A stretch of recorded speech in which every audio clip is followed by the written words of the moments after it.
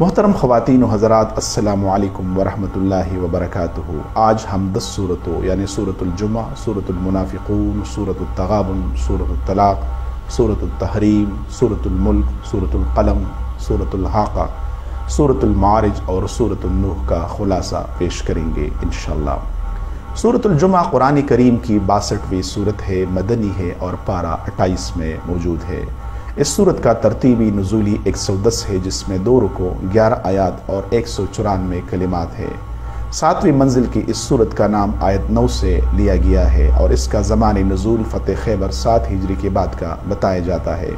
حدیث مبارکہ میں ہے کہ نبی صلی اللہ علیہ وسلم جمعہ کی نماز میں سورہ جمعہ اور سورہ منافقون پڑھا کرتے تھے۔ مسلم کتاب الجمعہ۔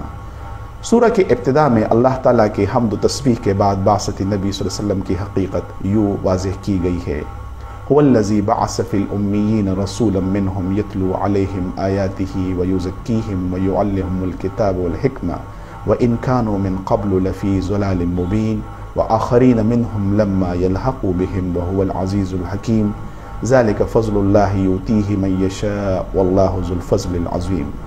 جس کا ترجمہ ہے وہی اللہ ہے جس نے ناخواندوں میں سے ایک رسول بھیجا جو انہیں اس کی آیتیں پڑھ کر سناتا ہے اور ان کو پاک کرتا ہے اور انہیں کتاب و حکمت سکھاتا ہے۔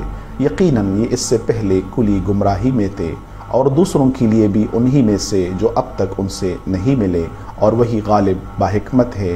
یہ ایمان اللہ کا فضل ہے، جسے چاہے اپنا فضل دے اور اللہ تعالیٰ بڑے فضل کا مالک ہے۔ یہاں بعثت نبوی کا کام 3 اجزاء میں تقسیم کر کے بتایا گیا ہے: قرآن کی آیات پڑھ کر لوگوں کو بتانا، لوگوں کی تزکیہ نفس کے لیے کوششیں کرنا، اور انہیں کتاب و حکمت یعنی قرآن و سنت کی تعلیم دینا تاکہ وہ سچے اللہ کے بندے بن جائے۔ یوں پہلے رکوع آیت 1 تا 8 میں یہ ہدایت کی گئی ہے کہ اے لوگو، تم اہل کتاب بالخصوص یہودیوں کی طرح نہ ہو جانا، جنہوں نے دعوت دین کو قبول کرنے کے بعد اس پر عمل نہ کیا، بلکہ گدوں کی طرح کمر پر کتابیں لاد کر لے جاتے رہے اور چوپایوں کی طرح یہ نہ سمجھے کہ کیا اٹھائے پھر رہے ہیں۔ قرآن کریم میں دوسری جگہ ایسے لوگوں کو چوپایوں سے بھی بدتر کہا گیا ہے، جیسا کہ ارشاد ہے: اولئک کالانعام بل ھم اضل، یعنی یہ چوپایوں کی طرح بلکہ ان سے بھی زیادہ بدتر و گمراہ ہے۔ الاعراف 179۔ ان لوگوں کی دشمنی امت محمدی کے ساتھ اس لیے ہے کہ یہ ان کے دین کو حق جاننے کے باوجود ان سے حسد و عناد رکھتے ہیں۔ اس لیے ارشاد ہوا ہے کہ انہیں کہہ دو کہ اگر تم حق پر ہو تو اپنے لیے موت کی دعا کرو، مگر تم تو ایسا بھی نہیں کر سکتے، کیونکہ تم تو اپنے دین سے بھی غداری کر چکے ہو۔ پس جان رکھو، جس دن یعنی روز قیامت سے تم بھاگتے ہو، وہ ضرور تمہیں اپنے گرفت میں لے گا، جہاں تمہارا سب کچھ ظاہر ہوگا اور تمہاری باطن ذلت کے ساتھ لوگوں کے سامنے آ جائے گی۔ دوسری رکوع آیت 9 تا 11 میں فرمایا گیا ہے کہ اے مومنو، اللہ تعالیٰ نے یہودیوں کے یوم السبت کے برعکس تمہارے لیے جمعہ کے دن کی فضیلت رکھی ہے، اس لیے جب تمہیں نماز جمعہ کی ادائیگی کے لیے پکارا جائے تو اس کی اہمیت کے سبب اپنی دنیاوی و کاروباری مشاغل کو چھوڑ کر چلو، اور ان کی طرح نہ ہونا جنہوں نے سبت کے دن کے حرمت کو پائمال کیا تھا، جیسا کہ ارشاد ہے: یا ایھا الذین آمنوا اذا نودی للصلاۃ من یوم الجمعہ فاسعوا الی ذکر اللہ وذروا البیع ذلکم خیر لکم ان کنتم تعلمون فاذا قضیت الصلاۃ فانتشروا فی الارض وابتغوا من فضل اللہ واذکروا اللہ کثیرا لعلکم تفلحون۔ یعنی اے وہ لوگوں جو ایمان لائے ہو، جمعہ کی نماز کی اذان جب دی جائے تو تم اللہ کے ذکر کی طرف دوڑ پڑو اور خرید و فروخت چھوڑ دو، یہ تمہارے حق میں بہت ہی بہتر ہے اگر تم جانتے ہو۔ پھر جب نماز ہو چکے تو زمین میں پھیل جاؤ اور اللہ کا فضل تلاش کرو اور بکثرت اللہ کا ذکر کیا کرو تاکہ تم فلاح پالو۔ یہ جمعہ کی نماز کی اہمیت اور روزگار زندگی کی ضرورت کی جملہ معاملات پر مختصراً جامع انداز میں گفتگو کی گئی ہے، اور آگے فرمایا گیا ہے کہ اللہ تعالیٰ کے پاس جو کچھ ہے وہ دنیاوی کھیل و تجارت سے بڑھ کر ہے، کیونکہ اللہ جل شانہ بہتر روزی رسا ہے۔ یہاں اس واقعے کی طرف بھی اشارہ کیا گیا ہے جب ایک مرتبہ نبی کریم صلی اللہ علیہ وسلم جمعے کا خطبہ ارشاد فرما رہے تھے کہ ایک قافلہ آیا، جب لوگوں کو پتہ چلا تو خطبہ چھوڑ کر باہر خرید و فروخت کے لیے چلے گئے کہ کہیں سامان فروخت ختم نہ ہو جائے۔ صرف 12 آدمی مسجد میں باقی رہ گئے، جس پر یہ آیات بطور تنبیہ نازل ہوئی، جس کی تفصیل بخاری تفسیر سورۃ الجمعہ اور مسلم کتاب الجمعہ میں موجود ہے۔ اس لیے یہاں یہ حکم نامہ جاری کیا گیا ہے کہ جمعہ کے اذان کے بعد سب کاروباری دندے چھوڑ کر نماز کی تیاری میں مصروف ہونا چاہیے، کیونکہ نماز میں مشغولیت ہی دراصل رزق میں ترقی کا باعث ہے۔ دوسری بات یہ کہ رزق کے ذرائع پیدا کر کے انسان کو دینا تو حقیقتاً اللہ جل شانہ کا کام ہے، جس کے لیے کسی دوسرے کے در پر جھکنا مسلمان کے شائع نشان نہیں۔ آگے ہم سورۃ المنافقون کی طرف بڑھتے ہیں۔ سورۃ المنافقون قرآن کریم کی 63ویں سورت ہے، مدنی ہے اور پارہ 28 میں موجود ہے۔ اس سورہ مبارکہ کا ترتیبی نزولی 104 ہے، جس میں 2 رکوع 11 آیات اور 201 کلمات ہے۔ 7ویں منزل کی اس سورت کا نام پہلی آیت سے لیا گیا ہے، جہاں منافقین کے رویے اور کردار پر روشنی ڈالی گئی ہے۔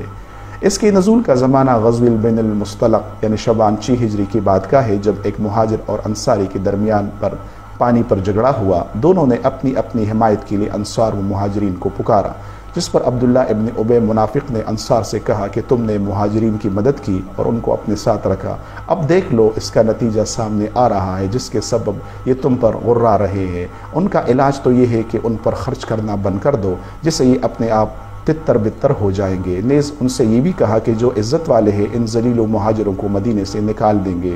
حضرت زید بن ارقم رضی اللہ عنہ نے جب یہ کلمات خبیثہ سن لی تو جا کر محمد صلی اللہ علیہ وسلم کی خدمت میں ہر بہر سنائی۔ جب آپ صلی اللہ علیہ وسلم نے حضرت عبداللہ بن ابی سے اس کی تصدیق چاہی تو انہوں نے صاف انکار کیا، جس پر حضرت زید بن ارقم کو سخت ملال ہوا۔ اللہ تعالیٰ نے حضرت زید رضی اللہ عنہ کی صداقت کے اظہار کے لیے سورہ منافقون نازل فرما دی، جس میں ابن ابی کے کردار کو پوری طرح تشت ازبام کر کے منافقین کے کردار پر روشنی ڈالی گئی ہے۔ اس کی تفصیل بخاری تفسیر سورۃ المنافقون میں موجود ہے۔ یہاں منافقین سے متعلق فرمایا گیا ہے کہ یہ لوگ اپنے دین کو اپنے بچاؤ کے لیے ڈال بنا بیٹھے ہیں۔ آپ ان کی خوبصورت باتوں پر کان نہ لگائے، یہ زبان سے تو آپ کی تصدیق کرتے ہیں لیکن ان کے دل ان کا ساتھ نہیں دے رہے۔ ان کے استغفار میں بھی ریا و تکبر ہے۔ ان کا ایمان لانا کیسا معتبر ہوگا جبکہ یہ اللہ اور اس کے مہاجر صحابہ کرام کو ذلیل تصور کرتے ہیں۔ دراصل یہ اپنے نفس کے غلام ہے، لیکن یہ بھول گئی ہے کہ ان کا وجود بھی ایک دن ان کے خلاف گواہی دے گا۔ اس لیے اے ایمان والو، تب ان کی طرح غفلت میں نہ پڑو کہ اللہ کی راہ میں خرچ کرنا چھوڑ دو، کیونکہ ہر ذی روح اپنے متعین وقت پر فنا ہونا ہے۔ جیسا کہ ارشاد ہے، یا ایھا الذین آمنوا لا تلہککم اموالکم ولا اولادکم عن ذکر اللہ ومن یفعل ذلک فاولئک هم الخاسرون، جس کا ترجمہ ہے اے مسلمانوں، تمہارے مال اور تمہاری اولاد تمہیں اللہ کے ذکر سے غافل نہ کرے، اور جو ایسا کرے وہ بڑے ہی ضیاءکار لوگ ہیں۔ اور تم جو کچھ ہم نے تمہیں دے رکھا ہے اس میں سے زکوٰۃ کی مد میں خرچ کرو کہ تم میں سے کسی کو جب موت آئے تو کہنے لگے اے میرے پروردگار، مجھے تو تم نے تھوڑی دیر کی مہلت کیوں نہیں دی تاکہ میں صدقہ کروں اور نیک لوگوں میں سے ہو جاؤ۔ اور جب کسی کا مقرر وقت آ جاتا ہے پھر اسے اللہ تعالیٰ ہرگز مہلت نہیں دیتا، اور جو کچھ تم کرتے ہو اس سے اللہ تعالیٰ بخوبی باخبر ہے۔ اس سے یہ معلوم ہوا کہ زکوٰۃ، صدقہ و خیرات اور استطاعت رکھتے ہوئے حج کی ادائیگی میں قطعاً تاخیر کرنا اچھی بات نہیں، کیونکہ ایسا نہ ہو کہ موت آ جائے اور کسی کے ذمہ یہ فرائض رہ جائے، کیونکہ موت کے وقت آرزو کرنے کا کوئی فائدہ نہیں ہوتا۔ آگے ہم سورۃ التغابن کی طرف بڑھتے ہیں۔ سورۃ التغابن قرآن کریم کی 64ویں سورت ہے، مدنی ہے، پارہ نمبر 28 میں موجود ہے۔ اس سورت کا ترتیبی نزولی 108 ہے، جس میں 2 رکوع 18 آیات اور 286 کلمات ہے۔ 7ویں منزل کی اس سورہ مبارکہ کا نام آیت نمبر 9 سے لیا گیا ہے، جس کے معنی خسارے کے ہے۔ سورہ کے مضمون سے پتہ چلتا ہے کہ یہ ہجرت مدینہ کے ابتدائی دنوں میں نازل ہوئی، اس لیے اس میں مکی و مدنی دونوں ادوار کا رنگ جھلکتا ہے۔ سورت کی ابتداء میں حسب سابق اللہ تعالیٰ کی حمد و تسبیح کی گئی ہے، جس کے بعد تمام انسانوں کو کلام کر کے ارشاد ہوا ہے کہ اس کائنات کی تخلیق اس ذات پاک کا معجزہ ہے جس نے ہر چیز کو عدل اور ایک خاص حکمت کے تحت پیدا کیا ہے۔ قرآن کریم دو ٹوک انداز میں ارشاد کرتا ہے کہ تمام انسان ایک آدم و حوا علیہم السلام کی اولاد ہے، اور وہ صرف اسلام و کفر کے دو قومی نظری کے تحت ایک دوسرے سے جداگانہ تشخص رکھتے ہیں۔ اس لیے اگر دائمی نجات کی متلاشی ہو تو صرف اس ذات پاک کی بندگی کرو جو تمہارے ہر کھلے چھپے سے آگاہ ہے۔ اسی نے تمہیں عقل سے نواز کر اپنے احکامات اور سکھانے کے لیے رسول بھیجے تاکہ تم سب کو آزمائے۔ اس لیے یقین رکھو کہ تم سب اپنے اعمال کا بدلہ پانے کے لیے روز قیامت ضرور اٹھائے جاؤ گے۔ جیسا کہ ارشاد ہے، यौम यजमउकुम लियौमिल जम'i ज़ालिका यौमुल तग़ाबुन वमन यु'मिनु बिल्लाहि व यअमल सालिहन युकफ्फिरु अन्हु सय्यिआतिहि वयुदखिलुहु जन्नातिन तजरी मिन तहतिहल अन्हार खालिदीन फ़ीहा अबदा ज़ालिकल फ़ौज़ुल अज़ीम वल्लज़ीना कफ़रू वकज़्ज़बू बिआयातिना उलाइका अस्हाबुन नार खालिदीन फ़ीहा व बि'सल मसीर। तर्जुमा, जिस दिन तुम सब उस जमा होने के दिन जमा होंगे वही दिन है भार जीत का, और जो शख्स अल्लाह पर ईमान ला कर नेक अमल करे अल्लाह उससे उसकी बुराइयाँ दूर कर देगा और उसे जन्नतों में दाखिल करेगा जिसके नीचे नहरें बह रही है, जिनमें वो हमेशा हमेशा के लिए रहेंगे। यही बहुत बड़ी कामयाबी है। और जिन लोगों ने कुफर किया और हमारी आयत को जुटलाया वही जहन्नम में हमेशा रहेंगे, जो कि बहुत बुरा ठिकाना है। इस तरह याद रखो कि खैर व शर दोनों अल्लाह की जानिब से है। बस अल्लाह व रसूल की कामिल इताअत करके उस पर तवक्कुल करो, क्योंकि तुम्हारा माल और औलाद तुम्हारे लिए फितना व आजमाइश के सामान है। आगे इरशाद हुआ है कि अपने इस्तिताअत पर मोमिन बामल बनकर दिखाओ ताकि तुम और तुम्हारी आक़िबत महफूज हो जाए। जैसा कि इरशाद है फत्तकुल्लाह मस्ततअतुम वस्मउ व अतियु व अनफिकू खैरुल लिअनफुसिकुम वमन युक़ शुह्ह नफ्सिही फ़उलाइका हुमुल मुफ़्लिहून, जिसका तर्जुमा है बस जहाँ तक तुमसे हो सके अल्लाह से डरते रहो और सुनते और मानते चले जाओ और अल्लाह की राह में खैरात करते रहो जो तुम्हारे लिए बेहतर है, और जो शख्स अपने नफ्स की हिरस से महफूज रखा जाए वही कामयाब है। अगर तुम अल्लाह को अच्छा कर्ज दोगे तो वो इसे तुम्हारे लिए बढ़ाता जाएगा और तुम्हारे गुनाह भी माफ़ फरमा देगा। अल्लाह बड़ा कदरदान, बड़ा बुरदबार है। वो पोशीदा और ज़ाहिर का जानने वाला, ज़बरदस्त हिकमत वाला है। बस मज़कूर आयत मुबारका में ये पैगाम दिया गया है कि अल्लाह ताला की इबादत के साथ उसके राह में माली व जानी क़ुरबानियाँ देते रहो और ख़ुद को अपने नफ्स के खौल में मुक़ीद न करो कि नामुराद न रह जाओ। नेज़ अल्लाह ताला ने हर बंदे पर इसकी इस्तिताअत के मुताबिक बोझ डाला है, क्योंकि अल्लाह जल्ल शानुहु किसी पर जुल्म नहीं करता। इसलिए दुनिया में भलाई से रहकर अपनी आक़िबत संवारो, क्योंकि जो कुछ तुम कह कर या कर रहे हो हम लिखते जाते हैं, जिसका बदला आखिरत में मिलने वाला है। मुख्तसरन ये कि पूरी सूरत में तरहीब व तरगीब के साथ ईमान व अताअत और रोज़ क़यामत की तैयारी के लिए अहकामात दी गई है। आगे हम सूरत तलाक़ की तरफ बढ़ते हैं। सूरत तलाक़ कुरान करीम की 65वीं सूरत है, मदनी है और पारा नंबर 28 में मौजूद है। इस सूरत का तरतीबी नुज़ूली 99 है, जिसमें 2 रुको 12 आयात और 318 कलिमात है। 7वीं मंजिल की इस सूरत का नाम अत-तलाक़ है, जो कि इसका इन्वान भी है। नेज़ इद्दत और बच्चे को दूध पिलाने के अहकाम भी यहाँ पर जिक्र की गई है और तौहीद व रिसालत के दलाइल पर सूरत का खातिमा हुआ है। इस सूरत का नुज़ूल सूरह बक़रा के उन आयात के बाद हुआ जिनमें तलाक़ के अहकाम पहले मरतबा बयान की गई। इसी सबब हज़रत अब्दुल्लाह इब्न मसूद ने इसे छोटी सूरह निसा का नाम दिया है बहवाले रूहुल मानी। सूरह बक़रा आयत 229 में कहा गया था कि मर्द को तलाक़ व रुजू का इख्तियार 2 तलाक़ों तक है। तीसरी तलाक़ के बाद रुजू का हक़ साक़ित हो जाता है। अल-बक़रा 230। यहाँ सूरह तलाक़ में हुकूक़ ज़ौजैन और तलाक़ से मुतालिक वो हकमियाना उसूल बयान की गई है जिनका जवाब सूरह बक़रा की आयत में मौजूद नहीं था।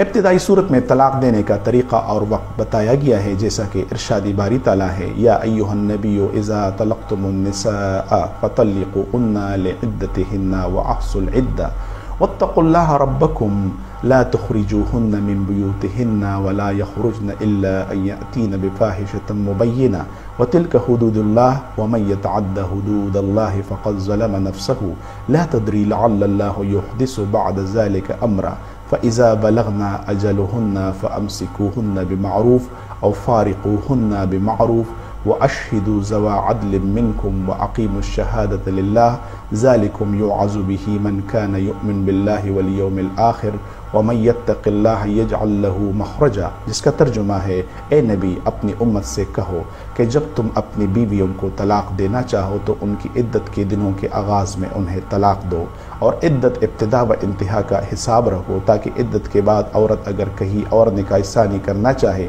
तो कर ले, और अल्लाह से जो तुम्हारा परवरदिगार है डरते रहो।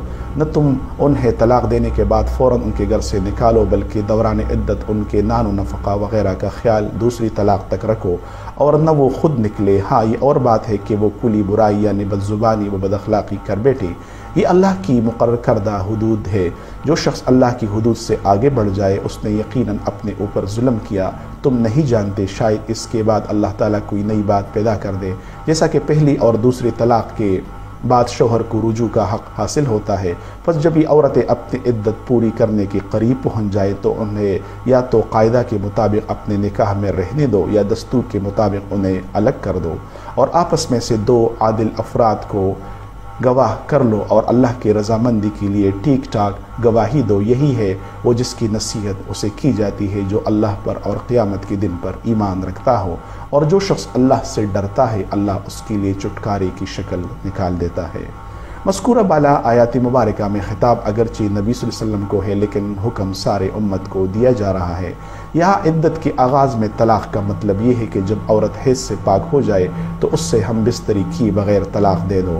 حالت طہر اس کی عدت کا آغاز ہے۔ اس سے یہ ثابت ہوا کہ حیض کی حالت میں یا طہر کی حالت میں ہم بستری کے بعد طلاق دینا غلط طریقہ ہے، جس کو فقہاء طلاق بدی سے اور پہلے کے بیان شدہ صحیح طریقے کو طلاق سنت سے تعبیر کرتے ہیں۔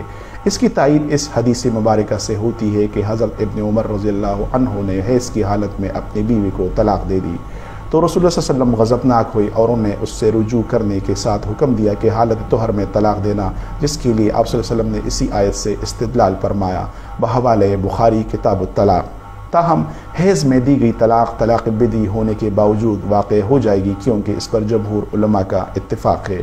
مزید برآں مسلمانوں کو یاد رکھنا چاہیے کہ اللہ تعالیٰ کے نزدیک حلال چیزوں میں سب سے ناپسندیدہ طلاق دینا ہے، جیسا کہ حدیث مبارکہ میں ہے کہ ابغض الحلال الی اللہ تعالی الطلاق، جس کی تفصیل ابو داود جلد نمبر 2 کتاب الطلاق اور ابن ماجہ کتاب الطلاق میں موجود ہے۔ آگے مدخولہ عورتوں کے حیض اور وہ جنہیں ابھی حیض آنا شروع نہ ہوا ہو کہ طلاق کی مدت کو بیان کیا گیا ہے۔ اس طرح حاملہ مطلقہ عورت اور وہ جن کے شوہر فوت ہو جائے کی مدت عدت بھی بیان کی گئی ہے۔ آگے طلاق کی صورت میں بال بچوں کی کفالت سے متعلق احکامات دی گئی ہے اور حکم دیا گیا ہے کہ ہر کسی کو اپنے مالک کی کشادگی کے مطابق بوجھ ڈالا جائے تاکہ کوئی مشکل میں نہ پڑے اور یوں خاندانی و معاشرتی معاملات بگاڑ سے بچ جائے۔ آخر صورت میں کہا گیا ہے کہ جو لوگ کامل اطاعت کے ساتھ رب کی احکامات کی پیروی کرتے ہیں ان کا رب ذوالجلال انہیں اخلاقی پستیوں اور اعمال کی کمزوری کے بعد ایمان و عمل کی روشنی دے گا اور آخرت میں ایسی دائمی جنتوں میں لے جائے گا جو جملہ نعمتوں اور راحتوں سے بھرپور ہوں گے، کیونکہ وہ سارے کائنات کا خالق و مالک اور ہر چیز پر قدرت رکھنے والا ہے۔ اس کے بعد ہم سورۃ التحریم کی طرف بڑھتے ہیں۔ سورۃ تحریم قرآن کریم کی 66ویں سورت ہے، مدنی ہے اور پارہ نمبر 28 میں موجود ہے۔ اس سورت کا ترتیبی نزولی 107 ہے، جس میں 2 رکوع 12 آیات اور 282 کلمات ہے۔ 7ویں منزل کی اس سورت کا نام بطور علامت پہلی آیت سے لیا گیا ہے اور اس کے نزول کا زمانہ 7 یا 8 ہجری کی درمیان کا ہے۔ وہ کیا چیز تھی جو حلال ہو کے رسول اللہ صلی اللہ علیہ وسلم نے خود پر حرام کر دی تھی اور اللہ تعالیٰ نے اس پر اپنی ناپسندیدگی کا اظہار کرتے ہوئے یہ حکم دیا۔ بخاری و مسلم میں آپ صلی اللہ علیہ وسلم کے اپنی زوج مطہرہ حضرت زینب رضی اللہ عنہا کے ساتھ زیادہ وقت ٹھہرنے کا ذکر ہوا ہے، جہاں آپ صلی اللہ علیہ وسلم شہد پینے کے لیے قیام کرتے حضرت حفصہ اور حضرت عائشہ رضی اللہ عنہما دونوں نے وہاں معمول سے زیادہ دیر تک ٹھہرنے سے روکنے کے لیے یہ منصوبہ بندی کی کہ ان میں سے جس کے پاس بھی آپ صلی اللہ علیہ وسلم تشریف لائے تو وہ ان سے کہے کہ اللہ کے رسول آپ کے منہ سے مغافیر کی بو آ رہی ہے، جس پر رسول اللہ نے اس کو آئندہ نہ پینے کی قسم کھائی، جس کی تفصیل بخاری سورۃ التحریم میں موجود ہے۔ جبکہ کچھ کتابوں میں حضرت حفصہ کے گھر میں آپ صلی اللہ علیہ وسلم کا ماریہ قبطیہ رضی اللہ عنہا کے ساتھ ملنے کا واقعہ نقل ہوا ہے۔ امام ابن الحجر فرماتے ہیں کہ یہ واقعہ مختلف طرق سے نقل ہوا ہے جو ایک دوسرے کو تقویت کا باعث بنتے ہیں اور ممکن ہے بیک وقت دونوں طرح کی واقعات اس حکم کے نزول کا سبب بنے ہو۔ بحوالہ فتح الباری تفسیر سورۃ التحریم۔ سورت کے ابتدا میں حکم دیا گیا ہے کہ کسی چیز کی حلت و حرمت سے متعلق احکامات کا اختیار کلی طور پر صرف اللہ تعالیٰ کو حاصل ہے اور اس میں کوئی انسان حتیٰ کہ پیغمبر بھی کمی و بیشی نہیں کر سکتا۔ دوسری بات یہ کہ نبی و رسول کا مقام انتہائی نازک ہوتا ہے، اس لیے اس کی بروقت اصلاح اللہ تعالیٰ کے ذمے ہے تاکہ وہ امت کو اللہ تعالیٰ کا پیغام اس طرح پہنچائے جس میں رتی برابر کمی بیشی نہ ہو۔ تیسری یہ کہ اللہ تعالیٰ بے لاگ اپنا پیغام انسانوں کو پہنچاتا ہے جس میں کسی کو کمی و بیشی کا اختیار نہیں رہتا، جیسا کہ ارشاد باری تعالیٰ ہے، اے نبی جس چیز کو اللہ نے آپ کے لیے حلال کیا ہے اسے آپ کیوں حرام کرتے ہیں؟ کیا آپ اپنی بیویوں کی رضامندی حاصل کرنا چاہتے ہیں؟ اور اللہ بخشنے والا رحم کرنے والا ہے۔ تحقیق کہ اللہ تعالیٰ نے تمہارے لیے قسموں کو کھول ڈالنے کا طریقہ کفارہ بیان فرما دیا ہے، اور اللہ تمہارا کرساز ہے اور وہی پوری علم والا ہے، حکمت والا ہے۔ آگے اس پوشیدہ بات کو ظاہر کر کے یہ ہدایت کی گئی ہے کہ اپنے نبی کو آزمائش میں ڈالنے کے بجائے اپنے اللہ سے دوبارہ ایسا کام نہ کرنے کی توبہ کرو، کیونکہ ایسی باتیں اللہ کے نبی کو ناگوار گزرتی ہے، اور اگر تم یا کوئی اور اس نبی کے خلاف کوئی چال کھیلے گا تو اس کے کارساز اللہ تعالیٰ اور مددگار اللہ کے فرشتے اور جبریل علیہ السلام کے ساتھ ساتھ ساری ایماندار بھی ہے، اور اگر وہ تم میں سے کسی بیوی کو طلاق دے دے تو اللہ تعالیٰ اس کے عوض اسے اور بھی بہتر بیویاں دے گا۔ آگے ایمان والوں کو ایک نہایت اہم ذمہ داری کی طرف توجہ دلا کر ہدایت کی گئی ہے کہ اپنے آپ کے ساتھ اپنے اہلیال کو بھی جہنم کی آگ سے بچانے کا ضروری اہتمام کرو، خود بھی نیکی پر عامل بن جاؤ اور اپنے اہل خاندان کو بھی صحیح اسلامی تعلیم و تربیت دو۔ اس سے متعلق رسول صلی اللہ علیہ وسلم کا فرمان ہے کہ جب بچہ 7 سال کی عمر کو پہنچ جائے تو اسے نماز کی تلقین اور 10 سال کی عمر میں نماز پڑھنے میں تساہل برتنے پر اس کی سرزنش کرو، بحوالہ ابو داود و ترمذی کتاب الصلاۃ۔ نیز اس طرح دیگر احکام سے متعلق بھی سکھانا چاہیے، کیونکہ اس سے متعلق بروز قیامت پوچھ گچھ ہوگی۔ اس کے ساتھ پچھلے گناہوں پر سچی توبہ کرنے کی بھی تلقین کی گئی ہے، جس کا خلاصہ یہ ہے کہ انسان پچھلے گناہوں سے توبہ طائب ہو کر اس پر ندامت کا اظہار کرے اور آئندہ کے لیے یہ عزم کرے کہ وہ پچھلے غلط اعمال کو نہ دہرائے گا، اور جن کی حقوق غصب کی ہے ان سے معافی مانگے گا۔ یہ جو ایمان والے نیک اعمال کے ساتھ پچھلے گناہوں سے توبہ طائب ہوگے تو اللہ انہیں اچھے بدلے دے گا۔ اللہ تعالیٰ انہیں ایسے جنتوں میں انہیں وارث بنائے گا جہاں اللہ کی رضامندی اور نعمتیں ان کی ہمنوا ہوگی۔ سورۃ الملک قرآن کریم کی 67ویں سورت ہے، مکی ہے اور پارہ نمبر 29 میں موجود ہے۔ اس سورت کا ترتیبی نزولی 77 ہے، جس میں 2 رکوع، 30 آیات اور 363 کلمات ہے۔ 7ویں منزل کی اس سورت کا نام پہلی آیت سے لیا گیا ہے۔ سورت کا دوسرا نام تبارکہ بھی ہے اور یہ بھی پہلی آیت سے ماخوذ ہے۔ نیز ترمذی نے حضرت ابن عباس کی حدیث سے مرفوعاً روایت کی ہے کہ اس سورت کو مانعہ یعنی عذاب قبر سے بچانے والی اور منجیہ یعنی عذاب قبر سے نجات دینے والی بھی کہتے ہیں۔ الاتقان جلد نمبر 1 2 نمبر 17۔ سورت کے انداز بیان سے پتہ چلتا ہے کہ اس کا زمانہ مکی دور کے ابتدائی وقت سے تعلق رکھتا ہے۔ اس سورہ مبارکہ سے متعلق رسول اللہ علیہ وسلم نے فرمایا، اللہ کی کتاب میں ایک سورت ہے جس میں صرف 30 آیات ہے، یہ آدمی کی سفارش کرے گی یہاں تک کہ اس کو بخش دیا جائے گا۔ اس کی تفصیل سنن ترمذی، سنن ابی داؤد، ابن ماجہ و مسند احمد میں موجود ہے۔ دوسری روایت میں ہے کہ قرآن مجید میں ایک سورت ہے جو اپنے پڑھنے والی کی طرف سے لڑے گی حتیٰ کہ اسے جنت میں داخل کروائے گی۔ مجموع الزوائد۔ اس سورہ مبارکہ میں اسلامی تعلیمات کا اول تا آخر بڑے مؤثر انداز میں احاطہ کیا گیا ہے۔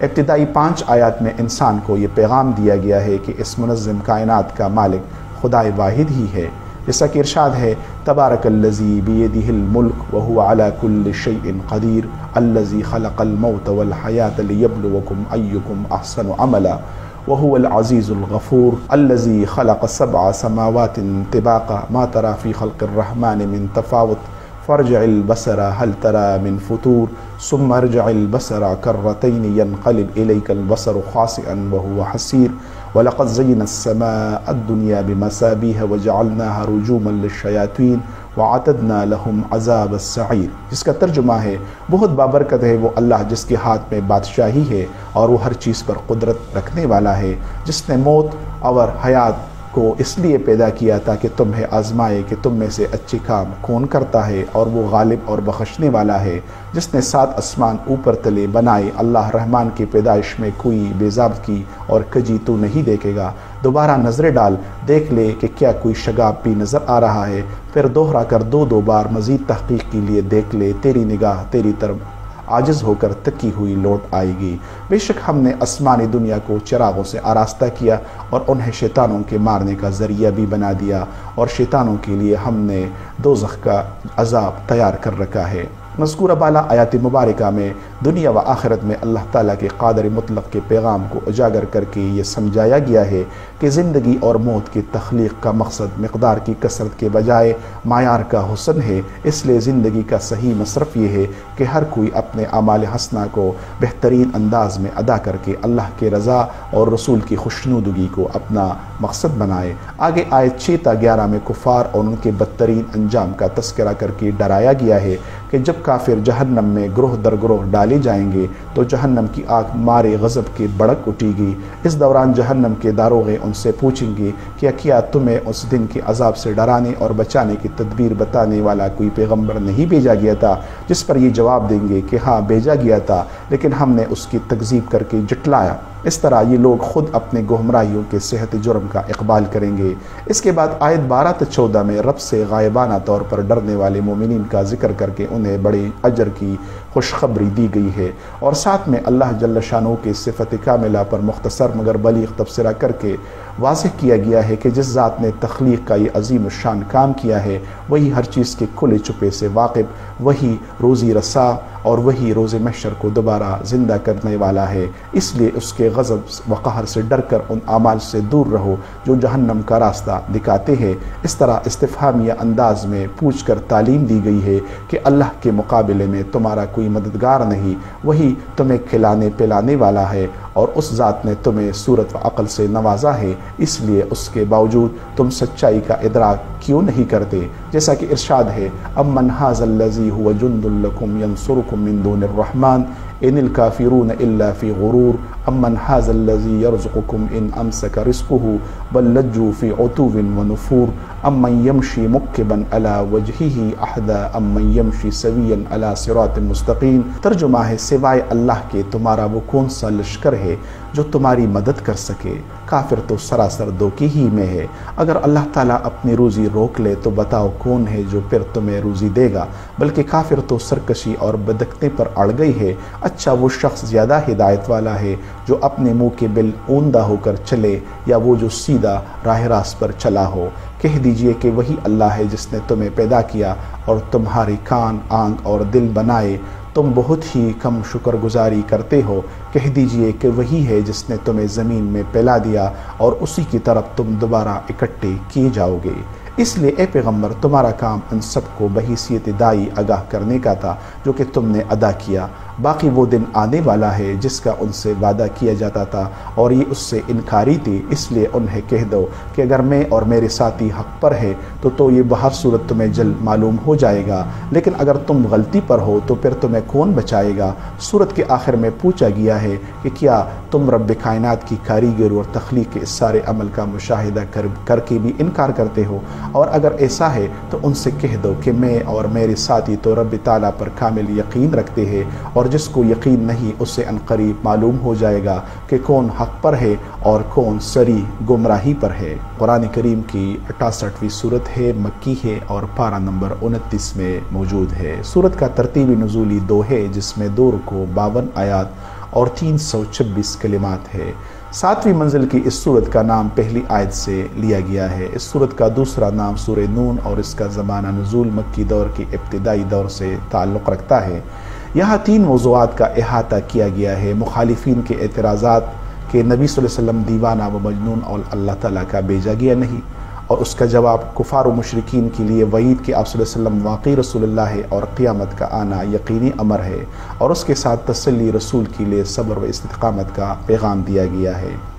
ابتدائی صورت میں قلم کی قسم کھا کر تعلیم، ذریعہ تعلیم اور قلم کی اہمیت کی نشاندہی کی گئی ہے۔ بعض کہتے ہیں کہ اس سے مراد وہ خاص قلم ہے جسے اللہ تعالیٰ نے سب سے پہلے پیدا فرمایا اور اس کو تقدیر لکھنے کا حکم دیا، چنانچہ اس نے اب تک ہونے والی ساری چیزیں لکھ دی۔ ترمذی تفسیر سورۃ النون والقلم۔ اس طرح حدیث مبارکہ میں ہے کہ نبی کریم صلی اللہ علیہ وسلم نے فرمایا قدر اللہ المقادیر قبل ان يخلق السماوات والارض ب50,000 سنہ، یعنی اللہ تعالیٰ نے آسمان و زمین کی تخلیق سے 50,000 سال قبل ہی ساری تقدیریں لکھ دی تھی۔ مسلم کتاب القدر۔ آگے رسول اللہ صلی اللہ علیہ وسلم پر اللہ تعالیٰ کے فضل و احسان اور آپ کے اخلاق حسنہ کی تعریف کر کے فرمایا گیا ہے کہ جو لوگ آپ صلی اللہ علیہ وسلم پر تہمت لگاتے ہیں وہ خود بہکے ہوئے ہیں، ورنہ آپ صلی اللہ علیہ وسلم کا روشن ماضی ان کے تمام شکوک و شبہات کو دور کرنے کے لیے کافی ہے، جیسا کہ ارشاد باری تعالیٰ ہے ما انت بنعمت ربک بمجنون وان لک لاجرا غیر ممنون وانک لعلی خلق عظیم۔ ترجمہ تو آپ اپنے رب کے فضل سے دیوانہ نہیں ہے، اور بے شک تیرے لیے بے انتہا اجر ہے، اور بے شک تو بہت بڑے عمدہ اخلاق کا مالک ہے۔ یہاں پر بتایا گیا ہے کہ تمہارا عمل و کردار تہذیب و شائستگی، نرمی و شفقت، امانت و صداقت کا مرجع ہے، جس کے سبب آپ نبوت سے پہلے بھی ممتاز تھے، اور نبوت کے بعد ان میں مزید زیادتی پیدا ہوئی ہے، جیسا کہ حضرت عائشہ رضی اللہ عنہا سے کسی نے پیغمبر صلی اللہ علیہ وسلم کے اخلاق سے متعلق پوچھا تو انہوں نے فرمایا کانا خلقہ القرآن، یعنی آپ صلی اللہ علیہ وسلم کے اخلاق قرآن کریم کے مصداق ہے، مسلم کتاب المسافرین۔ آگے ان ہٹ درم مخاطبین کا نقشہ کھینچا گیا ہے جو مفت میں اپنی عاقبت کو خراب کرنے پر تلے ہوئے ہیں اور آپ صلی اللہ علیہ وسلم پر الزامات لگاتے ہیں، اگرچہ یہ لوگ خود بلائی سے روکنے والے، بے وقار، کمینہ اور عیبگو ہے۔ یوں برائے عبرت عرب میں مشہور یمن کے باغ صنعا کے اس سردار کی اولاد کا قصہ سنایا گیا ہے جس کی اولاد نے اس کی وفات کے بعد غریب سائلین پر خرچ کرنے کے دروازے بند کر دیے، جس پر اللہ تعالیٰ نے اس کے باغ و پیداوار کو تباہ و برباد کر دیا۔ اس لیے اے اہل مکہ، تم بھی ان کی طرح سرکش بن کر اپنی دنیا و آخرت کو برباد نہ کرو، نیکی کی دعوت قبول کر اور اس دن کے لیے تیاری کر جس میں کسی کے ساتھ کوئی رو رعایت نہیں برتی جائے گی، ورنہ اللہ تعالیٰ کی حضور اس کے اجازت کے بغیر کوئی کسی کی سفارش کر نہیں سکے گا۔ ایسا نہیں کہ پرہیزگار اور گناہگار ایک جیسے ہو جائے اور اللہ تعالیٰ ان کو ایک جیسے انجام سے دوچار کرے، کیونکہ اس طرح تو یہ انصاف کے اصولوں کے بالکل خلاف ہوگا۔ ان سے پوچھ کہ کیا ان کے شرکا انہیں اللہ کے عذاب سے بچا سکیں گے؟ جس دن تجلی ساق ہوگی اس دن وہ سجدہ بھی نہ کر سکیں گے۔ اسی دن اللہ جل شانہ کی ذات فیصلہ کرے گی جب سب کی حج کی بن جائے گی اور کوئی اس کی اجازت کے بغیر بھی پر نہیں مار سکے گا۔ اور اے پیغمبر، تو اپنے دعوت کا کام میں لگا رہے اور اپنے رب کے حکم کا انتظار کر، اور مچھلی والے حضرت یونس علیہ السلام کی طرح نہ ہو جا جس نے اپنی قوم کی روش تکذیب کو دیکھتے ہوئے عجلت سے کام لے کر رب کے فیصلے سے پہلے خود ہی فیصلہ کر کے قوم کو چھوڑ دیا تھا۔ تاہم جب اس نے توبہ و مناجات سے کام لیا تو رب نے اسے قبول توبہ کے سبب پھر سے محمود کر دیا۔ اس سے متعلق رسول کریم صلی اللہ علیہ وسلم کا فرمان ہے، کوئی شخص یہ نہ کہے کہ میں یونس بن متی سے بہتر ہوں، مسلم کتاب الفضائل۔ دوسری جگہ ہے کہ رسول اللہ علیہ وسلم نے اپنی امت کو انبیاء کرام کی ادب و احترام سے متعلق فرمایا کہ تم میری فضیلت اس طرح نہ کرنا کہ اس سے دوسرے انبیاء کی کسر شان ہو، جیسا کہ حدیث مبارکہ میں ہے کہ لا تخیرونی من بین الانبیاء، یعنی تم لوگ مجھے انبیاء کے درمیان فضیلت مت دو، بخاری کتاب التفسیر۔ آخر صورت میں رسول اللہ صلی اللہ علیہ وسلم کی تسلی اور کفار و مشرکین کے حاسد نگاہوں سے بچانے کے لیے ارشاد ہوا ہے وَإِن يَكَادُ الَّذِينَ كَفَرُوا لِيُزْلِقُونَكَ بِأَبْصَارِهِمْ لَمَّا سَمِعُوا الذِّكْرَ وَيَقُولُونَ إِنَّهُ لَمَجْنُونٌ وَمَا هُوَ إِلَّا ذِكْرٌ لِلْعَالَمِينَ، جس کا ترجمہ ہے اور قریب ہے کہ کافر اپنی تیز نگاہوں سے آپ کو پسلا دے اور آپ ان کی نظر بد کا شکار ہو جائے۔ جب کبھی قرآن سنتے ہیں اور کہہ دیتے ہیں تو یہ ضرور دیوانہ ہے، در حقیقت یہ قرآن تو تمام جہان والوں کے لیے سراسر نصیحت ہی ہے۔ یعنی اے پیغمبر، اگر تجھے اللہ تعالیٰ کی حمایت و نصرت تو نہ ہوتی تو ان کفار کی حاسدانہ نگاہیں تو تجھے بد نظری کا شکار کر ہی دیتی، کیونکہ نظر کا لگنا تو حق ہے جو کہ احادیث سے ثابت ہے۔ یہاں حضرت حسن بصری سے منقول ہے کہ جس شخص کو نظر بد لگ جائے اسے یہ آیات وَإِن يَكَادُ الَّذِينَ كَفَرُوا آخر تک سورت تک پڑھ کر دم کیا جائے تاکہ نظر کا اثر زائل ہو جائے۔ نیز یہاں یہ لطیف نکتہ قابل ذکر ہے کہ سورہ کا آغاز ما انت بنعمت ربک بمجنون، یعنی تو اپنے رب کے فضل سے دیوانہ نہیں، اور خاتمہ ویقولون انہ لمجنون، اور یہ لوگ کہتے ہیں کہ یہ تو ضرور دیوانہ پر ہوا ہے۔ یوں آخری جملے کا جواب سورت کی ابتدا میں ہی ارشاد فرمایا گیا ہے۔ سورہ حاقہ قرآن کریم کی 69ویں سورت ہے، مکی ہے اور پارہ نمبر 29 میں موجود ہے۔ اس سورت کا ترتیبی نزولی 78 ہے، جس میں 2 رکوع 52 آیات اور 284 کلمات ہے۔ 7ویں منزل کی اس سورہ مبارکہ کا نام پہلی آیت سے لیا گیا ہے۔ یہاں قیامت کو الحاقہ کے نام سے یاد کیا گیا ہے، جس کی معنی حق ثابت اور امر الہی سے فوقی پذیر ہونے والا واقعہ ہے۔ اس کی نزول کا زمانہ مکی دور کی ابتدائی زمانہ سے متعلق ہے۔ सूरत में अव्वल ता आखिर रोज़ हशर के हवलनाक मनाजिर और वहाँ मोमिनीन के लिए मौजूद जन्नतों और कुफ़ार व मुशरिकीन के लिए दोज़ख की दर्दनाक सज़ाओं का तस्करा किया गया है।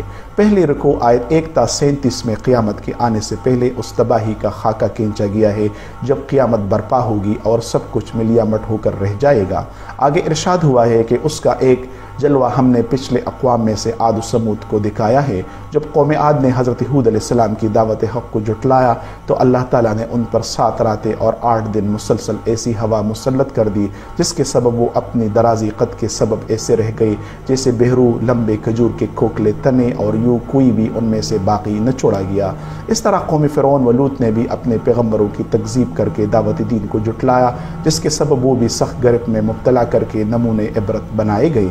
ऐसा कौम नूह के साथ भी किया गया जब उन्होंने दावत तौहीद के बजाय पहली दफ़ा बुतों की फरस्तिश की। दूसरी रुकू आयत 38 ता 52 में इरशाद हुआ है कि ये लोग इन सारे हक़ाइक़ के बावजूद इस कुरान करीम को नऊज़ु बिल्लाह किसी शायर व काहिन का कलाम गर्दानते हैं, जबकि अल्लाह ताला कसम खाते हुए फरमाते हैं कि ये किसी इंसान का कलाम नहीं बल्कि ख़ातमुल अंबिया मोहम्मद सल्लल्लाहु अलैहि वसल्लम के ज़ुबान पर वो कलाम है जो अल्लाह ताला की जानिब से नाजिल हुआ है। जैसा कि इरशाद है वमा हुआ बिक़ौलि शाइरिन क़लीलन मा तुअमिनून वला बिक़ौलि काहिनिन क़लीलन मा तज़क्करून तंज़ीलुम मिर रब्बिल आलमीन।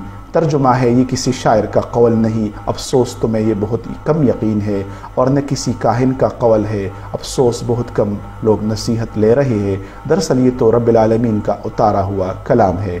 इसलिए पैगम्बर खुदा सल्लल्लाहु अलैहि वसल्लम को शायर व काहिन के नामों से पुकारने के नापाक जसारतें छोड़ दो।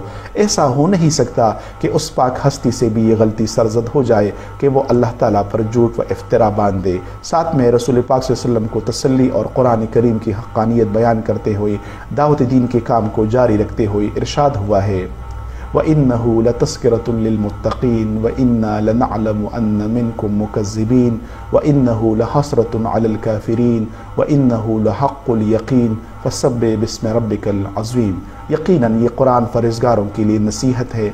हमें पूरी तरह मालूम है कि तुम में से बात इसके जटलाने वाले हैं। बेशक ये जटलाना काफिरों पर बरोज़ क़यामत हसरत होगा और बेशक वशुबा ये यकीनी हक़ है। वस्तु ए पैगम्बर उनकी परवाह की बग़ैर अपने रब अज़ीम की पाकी बयान कर, इसलिए चाहे कोई माने या न माने उस ज़ात पाक की एक कलमे कुन पर हर चीज़ लब्बे कहने को झुका पड़ा है।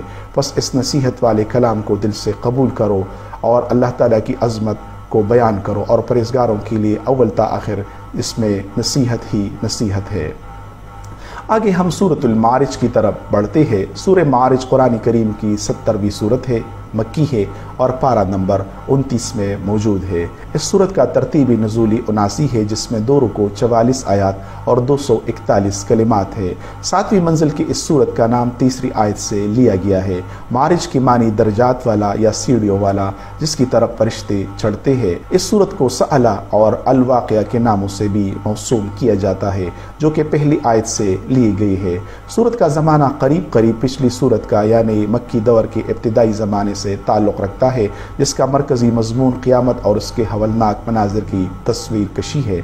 इस सूरह में मुनकिरीन व कुफ़ार को डराया गया है कि वो जिस क़यामत का मज़ाक़ उड़ाते हैं वो उसका जल्द खुद मुशाहिदा करेंगे। सूरत के इब्तिदा में इरशाद हुआ है कि रोज़ क़यामत तेज़ी से करीब आ रहा है जिस दिन काफिरों की हंसी निकल जाएगी और वो जान लेंगे कि ये कैसा हौलनाक दिन है। काफिर लोग तो यूं ही मज़ाक़ बनाने में लगे हुए हैं, उन्हें क्या खबर कि रूहुल अमीन और दूसरे फरिश्ते उस अज़मत वाले रब के सामने किस तरह पैगामात और अरवाह को ले जाते हैं, क्योंकि इंसान के हिसाब से उस अरसा की मकदार बहुत लंबी बनती है। ये सब तो वो एक ख्वाब समझते हैं जबकि हकीकत में ऐसा नहीं।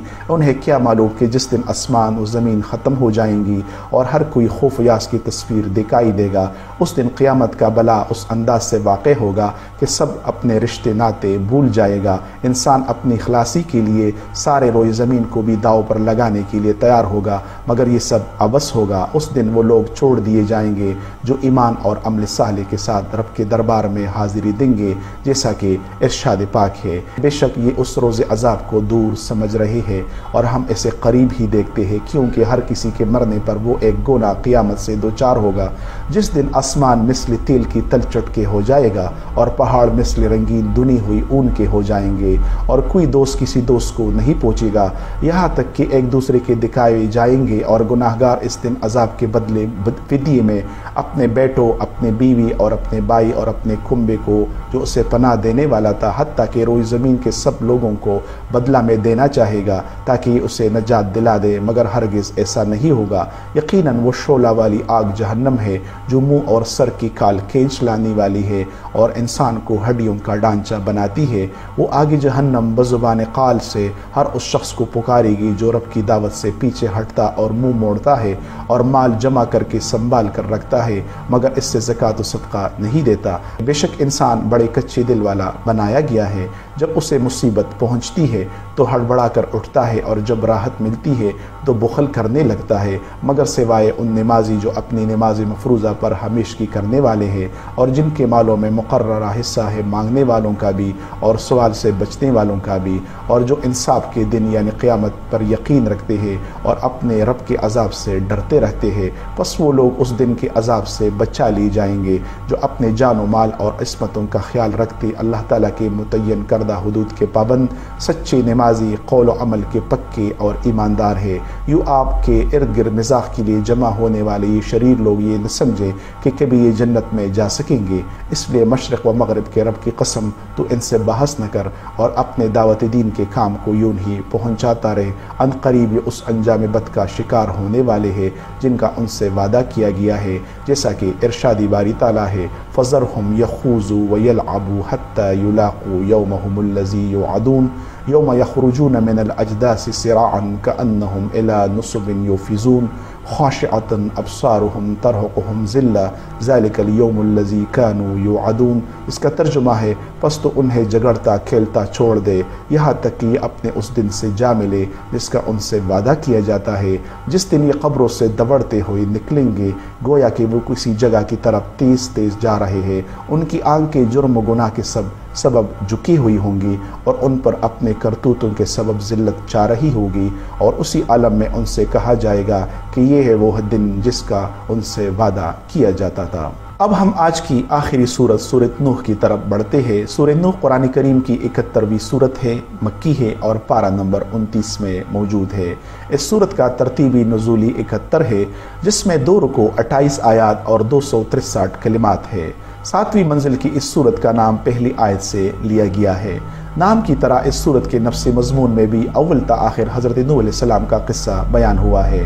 حضرت نوح علیہ السلام جلیل القدر پیغمبروں میں سے ہے اور صحیح مسلم کی حدیث شفاعت میں ہے کہ آپ پہلے رسول ہے۔ نیز کہا جاتا ہے کہ آپ علیہ السلام کی قوم سے شرک کا آغاز ہوا، چنانچہ اللہ تعالیٰ نے آپ کو قوم کی ہدایت کے لیے مبعوث فرمایا۔ سورت کے نزول کا زمانہ مکی دور کے اس ابتدائی دور سے تعلق رکھتا ہے جب رسول اللہ صلی اللہ علیہ وسلم کی دعوت کے مقابلہ میں کفار کی مخالفت خاصی شدت اختیار کر چکی تھی۔ یہاں قصہ نوح برائے تنبیہ و عبرت بیان کر کے ارشاد ہوا ہے کہ تم سے پہلے ہم نے حضرت نوح علیہ السلام کو اس لیے پیغمبر بنا کر بھیجا کہ انسان بعثت آدم علیہ السلام کے 10 قرن یعنی 10 صدیوں کے بعد شرک میں مبتلا ہوا تھا، اس لیے آپ علیہ السلام نے اپنے قوم کے لوگوں کو اللہ تعالیٰ کا پیغام پہنچا کر فرمایا۔ نوح علیہ السلام نے کہا اے میری قوم، میں تمہیں صاف صاف ڈرانے والا ہوں کہ تم شرک چھوڑ کر اللہ کی عبادت کرو اور نافرمانیوں سے باز آ کر اس سے ڈرو اور میرا کہنا مانو کہ میں اس کا رسول ہوں۔ اگر تم ایسا کرو گے وہ تمہارے گناہ بخش دے گا اور تمہیں ایک وقت مقرر تک دنیاوی قہر و عذاب دی بغیر چھوڑ دے گا۔ یقیناً اللہ کا وعدہ جب آ جاتا ہے تو مؤخر نہیں ہوتا، کاش کہ تمہیں سمجھ ہوتی۔ اس طرح 950 سال تک شبانہ روز تبلیغ کے بعد جب ایک معمولی جماعت کے علاوہ کوئی اور مسلمان نہ ہوا تو اس نے فریاد کی کہ اے اللہ، میں نے ان لوگوں کو تیرا پیغام پہنچایا لیکن ایک چھوٹی جمعیت کے علاوہ باقی سب نے میرے دعوت کا مذاق اڑا کر مجھے جھٹلایا اور تکبر کر کے میرے دعوت دین سے راہ فرار اختیار کی۔ اس طرح میں نے انہیں توبہ استغفار کے لیے کہا کہ اللہ تعالیٰ تمہارے مال و جان اور اولاد میں برکت دے گا، لیکن میری کوئی بھی کوشش کارگر ثابت نہیں ہوئی۔ درمیان میں آیت 16 تا 20 کائنات میں پہلے رب العزت کی انگنت نعمتوں جیسے سورج و چاند، زمین و نباتات، کشادہ راہوں اور رب کی طرف دوبارہ لوٹنے تک کے سارے معاملات ایک جامع تبصرہ کے بعد پھر نوح علیہ السلام کی دعوت دین کی طرف چلی جاتی ہے کہ آپ علیہ السلام نے فرمایا کہ اے میرے رب، ان لوگوں نے میرے دعوت حق سے انکار کر کے ایک دوسرے کو ترغیب دی کہ اپنے بتوں کی پرستش کسی بھی حال میں نہ چھوڑنا۔ اس طرح اس کے قوم کے روسا اور ان کے بتوں نے بہت سے لوگوں کو گمراہی سے دوچار کیا، اس لیے اللہ نے نوح علیہ السلام کی دعا قبول کر کے انہیں طوفان میں ڈبویا، جس سے متعلق ارشادی باری تعالیٰ ہے، یہ لوگ بسبب اپنے گناہوں کے ڈبو دیے گئے اور جہنم میں پہنچا دی گئی، اور اللہ کے سوا اپنا کوئی مددگار انہوں نے نہ پایا۔ اور حضرت نوح علیہ السلام نے کہا کہ اے میرے پروردگار، تو زمین پر کسی کافر کو رہنے سہنے والا نہ چھوڑ، اگر تو انہیں چھوڑ دے گا تو یقیناً یہ تیرے اور بندوں کو بھی گمراہ کر دیں گے، اور یہ فاجروں اور ڈیٹ کافروں کو ہی جنم دیں گے۔ اے میرے پروردگار، تو مجھے اور میرے ماں باپ اور جو ایماندار ہو کر میرے گھر میں آئے اور تمام مومن مردوں اور کل ایماندار عورتوں کو بخش دے، اور کافروں کو سوائے بربادی کی اور کسی بات میں نہ بڑھا۔ قوم نوح نے ایک اللہ کو چھوڑ کر مختلف بتوں کی پرستش کی، جن میں دومت الجندل میں قبیلے کلب کا بت ود، ساحل بحر کی قبیلہ حزیل کا بت سبا کے قریب جرف جگہ میں موراد اور بنی غطیف کا بت یغوس، ہمدان قبیلہ کا بت یعوق اور حمیر قوم کی قبیلہ ذوالکلا کا بت نصر شامل ہے۔ اس کی تفسیر ابن کثیر اور فتح القدیر میں موجود ہے۔ یاد رہے کہ یہ بد دعا قیامت تک آنے والے ظالموں کے لیے اور دعا مومنین کے لیے بھی ہے۔ درس کے آخر میں دعا ہے کہ اس رمضان الکریم کے آخری عشرہ کے نیک ساعات کے برکت سے اللہ سبحانہ وتعالی ہم سب کے گناہ معاف اور ہمارے جملہ جسمانی اور روحانی مشکلات کو اپنے قدرت کاملہ سے ختم کرے۔ آمین ثم آمین۔ السلام۔